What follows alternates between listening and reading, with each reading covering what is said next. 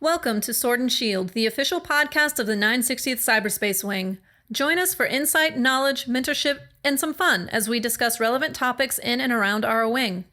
Please understand that the views expressed in this podcast are not necessarily the views of the U.S. Air Force nor the Air Force Reserve, and no endorsement of any particular person or business is ever intended.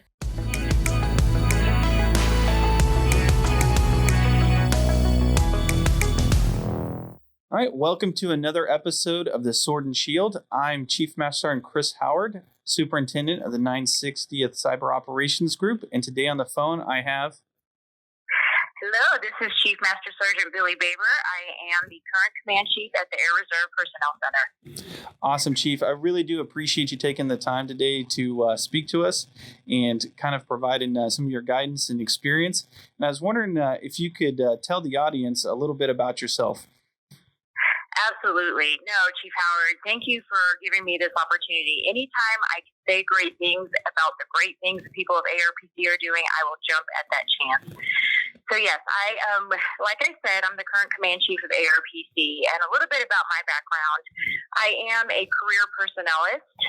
I did 11 years active duty as a personnelist, and I took some time out of that period to be an ALS instructor.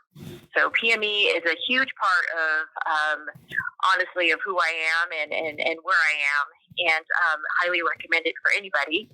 But I'm separated at 11 years, had twin girls, and just, didn't want to leave the Air Force completely.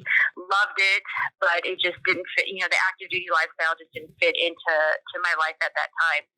So I separated, became an IMA, was an IMA NCO Academy instructor at Lackland, as a matter of fact, for a couple years, and then came and did the TR, the TR gig at the 340th there at Randolph. And after that, I went to POA, the Air Force Personnel Operations Agency, worked on some systems requirements for a while, went to FPC for a couple years, and then ended up here at ARPC. It's in the DPX Directorate, and that's where I met Colonel Eric. He was my boss there for a while, and went over to Rio, Readiness Integration Organization, and worked with IMAs for quite some time. And that's what led me up to this position here at the Air Reserve Personnel Center. As a command chief, serving 1.3 million customers. So what a lot of people don't know about ARPC is we are a truly total force integrated organization. You walk into ARPC and you have absolutely no idea who's reserve, who's REGAF, and who is the Air National Guard. So we are juggling a lot of parts at ARPC and serving a lot of customers. But the men and women at ARPC do it so well. And, I'm super excited to talk about just development and in the Enlisted Corps and development at ARPC and the amazing things that they're doing to move us into the future. We've been kind of stuck on some of our developmental opportunities within the Air Force Reserve for a very long time. And, Chief White coming into the picture, he is just a moving and a mover and a shaker, and he's just moving us forward and, rocketing us forward. So it's a really great time to be in the Air Force Reserve, especially right now when talent management is a focus from Chief White, and our professional development is a huge focus on his plate right now. So that's kind of me in a nutshell and where I am today. Awesome. Thanks, Chief. I mean, that's a great background, right? And, highlighting FRPC is really good. I don't think most airmen, at the tactical level understand how robust that program is and what all the things that you guys do. So thank you for bringing that to the forefront for these airmen to hear and kind of get a little bit better idea. I did have a couple questions. You're talking about the future of airman development and where we have been and where we're going. I was wondering if you kind of help me and our listeners understand, where were we a couple years ago to where we are today and what the future might look like, right? Some of the programs that we're working towards. Yeah, when it comes to, professional development, especially with the enlisted corps, we're always trying to make it better, right? Because there's nothing more important in the Air Force Reserve than our people, and making sure that we're developing them properly and making sure that they're filling the jobs that we need them to fill, right? Talent management. So, when I first started doing my R-EDP and providing all that information, it was kind of like, it didn't feel like it was really going anywhere, and I didn't feel like I was getting any really quality kind of feedback. And that's what's important, especially with our airmen, is that quality feedback. Right. Not just getting the standard, or you need a decoration, or you need to do this, things that and things that you can't control. I would get things like, you need to deploy. Great, I would love to deploy. I just don't have those opportunities, right? So it's hard to fix yourself and to do better when you're getting, feedback that you have no control over. Right. And so, as we move forward, and one of the great, amazing things that Chief White has initiated was he's decoupled the EA-E9 development team board, right? So he gave the senior master sergeants back to the functional community, because really that's where they still kind of need to be, right? So our MFMs are in positions where they're providing exceptional functional feedback, but also that exceptional leadership feedback, because our senior master sergeants and our master sergeants are in a very important time in their career where they are the functional experts, but as they're transitioning into be that strategic leader and the leaders that we need them to be in the Air Force Reserve. So sending the EAs, the senior master sergeants, back to the functional community, this allows the functional community to more deliberately develop these individuals and get them on the right track, right? Because not everybody in the world is meant to be a command chief. Not everybody in the reserve is meant to be an MFM. And I think that's what we were kind of missing in the past is, here is the track that you need to be. You are this amazing, smart person. Nobody knows more about the job than you do. You need to go be an MFM or a CEM. Deliberately developing these guys. A few years ago, we had advertised for the personnel CEM position, and we couldn't get any applicants, which was the craziest thing ever in my mind, because people should be chomping at the bit to want to be the personnel career field manager. Right. And so that kind of, let off a lot of red flags. Like, what is going on? Why aren't we having more talent competing for that very important position? So, and that's where I think this is going to lead us, right? To get us the best talent that we possibly can, and to lead people down that right path, right? That right balance for them. What does that look like in the career field? What does that look like in family? The different statuses that they can perform. And I don't know, I'm sure you've seen the same, transition I have seen. And, just being a TR on the same base for 20 years, it's not the same in the Air Force Reserve now. So, and giving that quality feedback to our guys and getting them ready. Hey, this is where we need you to go. You might have to come in and out of different statuses. Hopefully you can make that work. But if you can't, heck, we can work something else for you.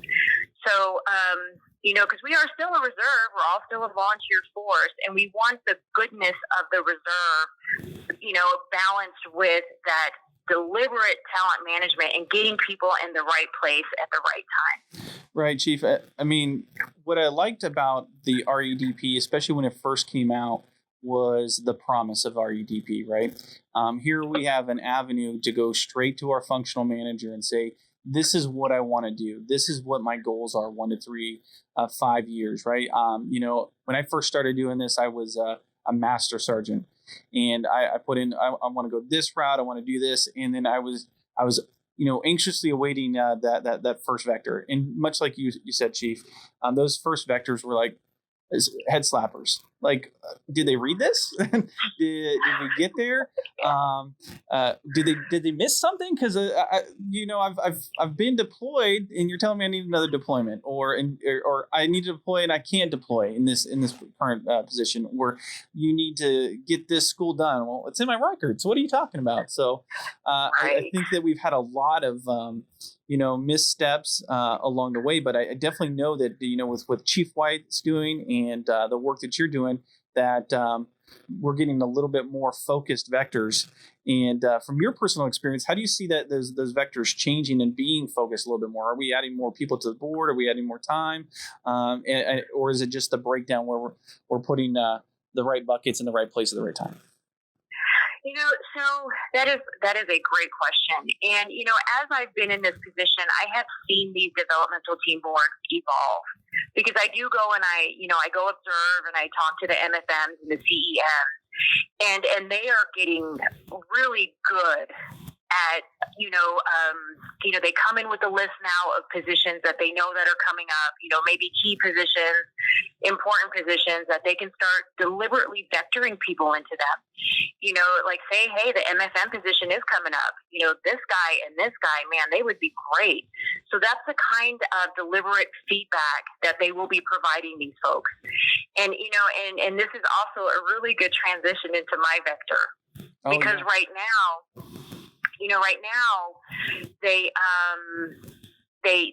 our folks are working in a antiquated access database, and I don't even know if I want to say that publicly, but that's what they're doing. Right. And you say access now, people are like, "What? That's still around?" They're like, "Yeah, we still use it." I remember when I was playing with that on the side as a joke. Yeah, I'm with you. Yeah. And so these poor guys, that's what they've been working with. And so access is just a database, right? They have to pull from other databases and from other systems to get what they need. And right now, I don't even know how many systems they pull from, but they do pull from a lot. And, and VPC as well is a great tool. It's just not where we would like it to be. Right. And so right now, MyVector is the new platform that is coming on board. General Scobie saw the demo and he loved it. And, he has given us money to say, hey, go forth and conquer and get it right. So that's what we're doing right now. So MyVector is right now, we're on the enlisted side, we're dabbling in it. We are going to adopt it. Just right now we're dabbling in it. On the officer side, it was a lot easier for them to adopt it because the officer side on the RegAF, who's already been using it, has already a lot of the requirements in there that our officers can utilize in the reserve. For enlisted, it's a little bit different, right? Because our rules are so much different when it comes to enlisted in the RegAF. So there's a lot more intricacies that we have to develop as far as requirements go. Okay. But it's all going to be worth it. And we're already working on it. I believe February is when they're going to test it with the special duty DT. Okay. So we're very hopeful. But what this does is it houses everything in one location. Wow. So, when you go into VPC right now, everything kind of has to be routed. Like, hey, I'm going to, you send something out to your mentor and you're like, can you help me? Here's what I have. What are your suggestions for me in the future? And that's kind of hard, right? Based off of just, this is my 1-year goal, my 5-year goal, my 10-year goal, or however it's set to VPC. And right now in MyVector, all of that is in there, but you can also pull up EPR, you can pull up decorations, you can pull up basically, a surf on that individual. So you can really get a good feel on the history of that individual, what they've done in the past, is that conducive to what they want to do in the future, and actually provide good mentorship feedback. And so that's all going to be housed in there. And that's where when we do the actual developmental team board, that's the only system we will need. And then you provide that specific and that quality feedback to that individual person. So really, I'm not saying this is how it's going to be done, but as you're going through the board, you can give them real-time feedback. Okay, awesome. And it goes directly to them. So I mean, it's amazing what the system can do, and and we're looking at it to maybe do assignments, just a whole other slew of things that we could do in MyVector. But I'm super excited that this is coming on board, and and once we get rid of access, oh my gosh, we will have a huge party at ARPC. But until then, we're still utilizing the access. But MyVector is just around the corner, and we're super excited to bring it on board. Right. No, that's awesome. Really thinking about it from a cyber perspective, you think about all these different databases that I got to pull from, and then I got to co-locate all that information into another database that then I can make accessible to that DT board. So clearing that up, there's probably things that get lost when we pull things, or corrupted portions of those files that get moved over. So that's where, looking at previous DT vectors, that could be some of the concerns that people get flagged up. And now MyVector being able to bring that all into one house and all accessible on the same backplane, that's awesome. I think that'll definitely clear up a lot of issues. I know me personally, I've been starting to dabble with MyVector. I've got a couple of mentees that have reached through there. So using it as a user, I found it pretty neat.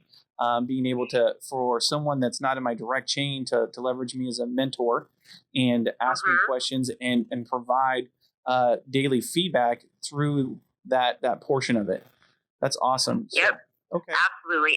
And there's another feature in there as well, where the functional managers and the CEMs can send out career field specific guidance. Okay. To the career field. So, I mean, there's so much capability within MyVector, and and I've just barely touched on what that system can do. So we're super excited, and hopefully, even in the personnel world, we know that there's so many systems out there that we use to pull data. And, we get frustrated, just to produce a retirement order here at ARPC, you've got like 10 systems going at once, which is just crazy.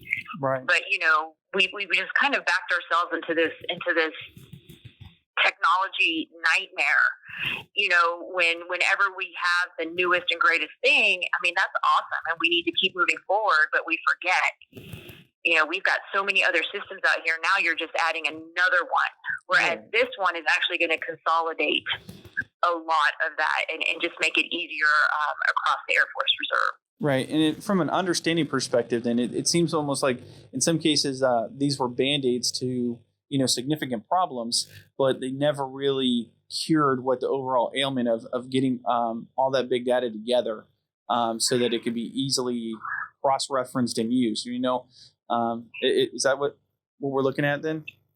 Exactly. We have in the past. Like you said, we've got a lot of Band-Aid systems that are out there, and and they, to the credit, they are the latest and greatest thing. Right. But there's so much, and when anytime you bring a system online, there's so much red tape. Yeah. And there's so many, hoops and obstacles you have to go through just to get something on the network. And so a lot of times, by the time you get it on the network, it's already outdated. Yep. Or, we no longer have the contract for it, or, something always just seems to happen. Yeah. And so, having one system, I'm not saying this is going to house every system out there. I wish, but right. That's wishful thinking. But to have a system that not only the user can use, but headquarters can also use, and to have that one big system where everybody can communicate, I think is a huge win. I mean, for the Air Force as a whole. Yes. Well, just based on what you told me, I look at it as a really good time saver and, ease of use thing, right? When you're telling me you had all of these other sub databases that you're going to pull into an access database and then provide that to the DT board, having it more at the fingertips where they can access Prada, they can access, the EPRs and all these other parts and pieces right there, and then provide feedback. We're saving a lot of man hours here. We're also making it easier for the members on the board to get a good solid picture of this airman and then provide something meaningful to them, right? So it's I see that the tool is going to be a really good asset to that process. Yeah, I mean, absolutely. The foundation of who we are as airmen is feedback. Right. We can look at to our successes and our mistakes, and it's because we took feedback or we didn't take quality feedback. And I truly believe in these developmental teams, and I truly believe in these boards. I think of myself as a product of them, right? I've had good mentors. Even though I've gotten feedback from these boards, like you said, go get your certification. What is that? Your management, right. Your PMC. And you're like, well, I did, and it's in my record. Did you not look? So, so those things that are right there at the feet, at the fingertips, you just wasted time. You wasted that board member's time giving that feedback, and then you wasted the member's time looking and saying, yeah, I already did that. So having it all housed in a readable database, because one thing about Access too, right? You're pulling from other locations, yeah, and some of it's easy to read, and some of it's not, right? Some of it you have to kind of look through and find the information that you need. So it's just a convoluted process right now, and it's so time consuming. Not just on the team members at ARPC that are putting it on, but also the board members who have to sift through that, right, and wait for the PDF document to populate. So it absolutely is going to be, great all the way around. But, like you said, unless we give that, quality feedback, it's for naught. We as board members, as chiefs, as senior NCOs, we need to start being more deliberate in, within our career fields too. And, right. Making sure people understand that, you don't have to be a command chief to be successful. Not everybody is made to be a command chief. Right. I need you to run the career field, because you are so dang smart and all these things. This is where I need you to be. And developing folks in these, in these different roles, there's nothing wrong with that. Because, one of the things that when I came into, the reserve was, my definition to me of success was a command chief, which absolutely is for some people, but it's not for everybody. Yeah. And we as leaders need to make sure, that we are deliberately letting our folks know, like, hey, this is the path that you need to be on. And if this path isn't what you need to be on, or this is not the path you want to be on, then hey, let's try and get you on another path, but that may not work out. Giving that honest feedback and the functional community, I think that's where that honest feedback needs to start. Right. The functionals, getting them the functional feedback that their folks need to be successful, but also giving them that leadership. The leadership feedback, right? Because in the personnel community, we kind of got stuck for a while because, man, we have got a great group of functional experts in our senior master sergeants in the personnel world. But what have we been doing to develop them on the leadership side? Right. Yeah. Where are we pushing them towards that greater expanse of experience, right? Exactly. So, hopefully this will kind of bring it all together. I'm not saying it's going to be the magic solution, because it's always going to take, our people to make it successful, and our leaders, and really start investing. Now we have this great tool to really help us start investing in our folks, in our young folks. And that's really what it is designed to do. Right. And then, the next step on that too, or it's really the startup step for most people, is how much as an individual are we engaged in these programs, right? As the member looking for that mentorship and looking for that vectoring, it's going to be key for me to be clear and precise in what I'm looking for when I put in my goals and what I'm looking for, as well as making sure all of those records are up to date and that I've done the parts and pieces that I'm supposed to do, correct? Correct. Absolutely. This isn't just a system where you rely on the mentors to get you to where you need to be, right? It's going to take a lot of self, a lot on our part, because I think sometimes, we do rely on outside sources to help us be successful, which is great. Yeah. We as an Air Force Reserve, we try really hard to provide you those outside sources to make you successful. But, the most important person in this equation here is you. Yep. Right? Is your ability to invest in your career. Are you going in and making sure your records are updated? Is it the most updated to meet the developmental team? So, and as we go on in technology, that's going to be more and more important, right?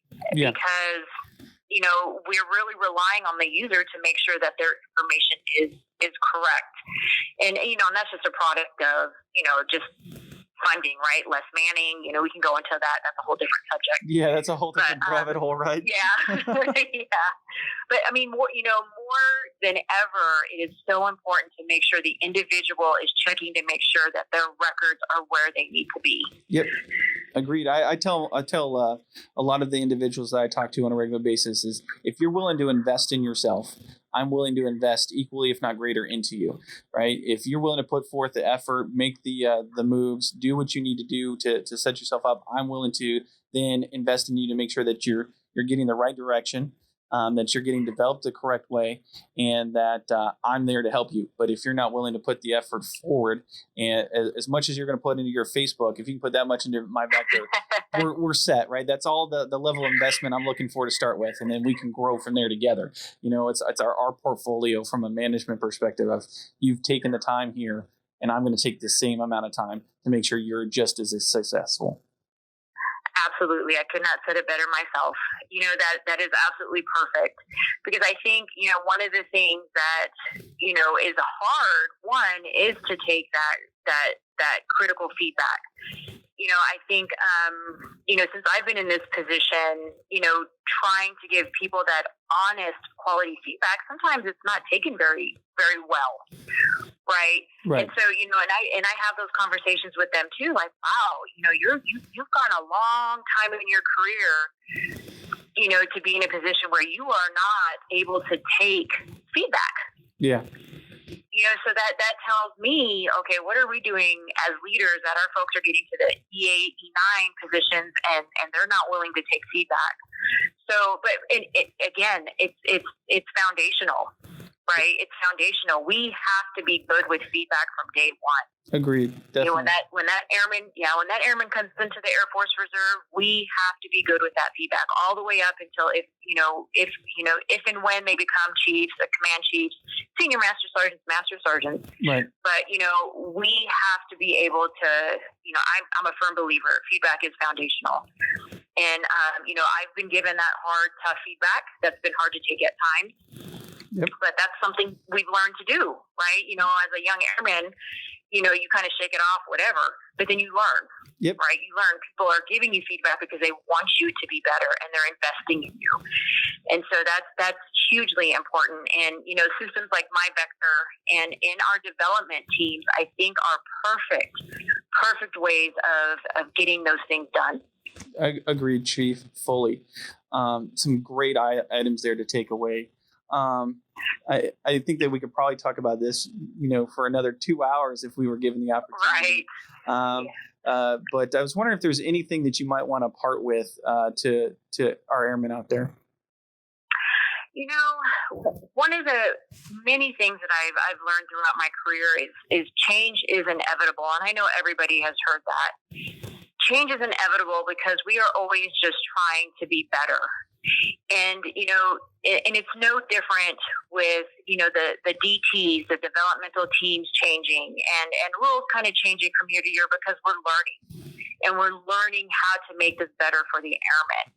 So as, I know it gets so frustrating. New systems are frustrating, and trying to keep up, with technology is frustrating, especially for us old folk. But it's necessary. And, as long as you go into it with a good frame of mind, knowing that the Air Force Reserve has the best intentions of their people in mind always. Because I think some people get discouraged sometimes. Great, another system. Great, another way we're doing things. Yeah. But, just to always keep it in perspective, we only do changes and we only do these things because we're investing in our airmen. And, just no matter how the frustration gets, just always remember that we are always in the background, just trying to make it better. And feedback is always welcome. We always get feedback. We try and solicit feedback from the folks after a DT. Hey, were the vectorings a little bit better? Because that's something that takes time, right? Because it does. It takes a lot of time to be able to give people individual vectors. And so we're really working on those.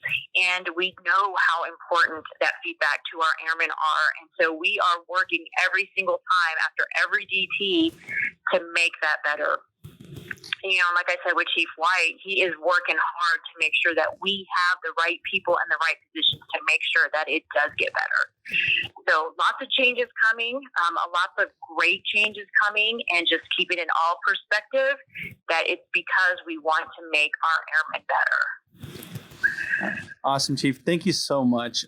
Thank you for your time. I appreciate your passion, right? It definitely comes out in talking to you how much you care about our airmen. And I know you're putting a lot of effort out there on their behalf.